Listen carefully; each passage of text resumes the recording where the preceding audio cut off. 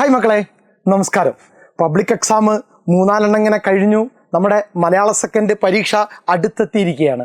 നിങ്ങൾക്ക് എല്ലാവർക്കും ഏറ്റവും എളുപ്പമുള്ള സബ്ജക്റ്റാണ് മലയാള സെക്കൻഡ്, ഏറ്റവും നന്നായിട്ട് അറിയാം. പക്ഷേ എങ്ങനെ എഴുതണം എന്നുള്ളതാണ് പലപ്പോഴും നമ്മുടെ മുന്നിലുണ്ടാക്കുന്ന ഒരു വലിയ ആശങ്ക എന്ന് പറയുന്നത്. ആ ആശങ്കയെ ദൂരീകരിക്കാൻ ഓരോ പാഠഭാഗത്തു നിന്നും പ്രധാനമായിട്ട് ചോദിക്കാൻ സാധ്യതയുള്ള പ്രധാന ചോദ്യങ്ങളുമായിട്ടാണ് മാഷ് വന്നിരിക്കുന്നത്.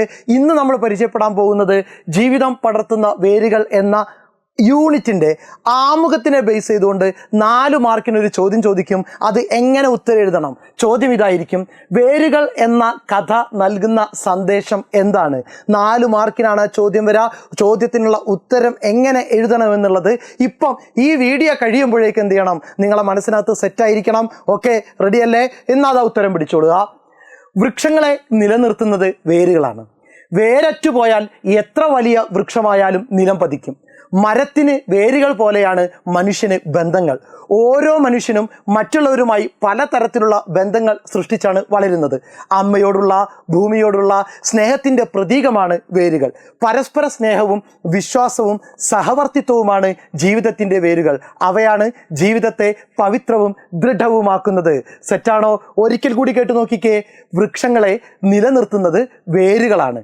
വേരറ്റുപോയാൽ എത്ര വലിയ വൃക്ഷമായാലും നിലം പതിക്കും. മരത്തിന് വേരുകൾ പോലെയാണ് മനുഷ്യന് ബന്ധങ്ങൾ. ഓരോ മനുഷ്യനും മറ്റുള്ളവരുമായി പലതരത്തിലുള്ള ബന്ധങ്ങൾ സൃഷ്ടിച്ചാണ് വളരുന്നത്. അമ്മയോടുള്ള, ഭൂമിയോടുള്ള സ്നേഹത്തിൻ്റെ പ്രതീകമാണ് വേരുകൾ. പരസ്പര സ്നേഹവും വിശ്വാസവും സഹവർത്തിത്വവുമാണ് ജീവിതത്തിൻ്റെ വേരുകൾ.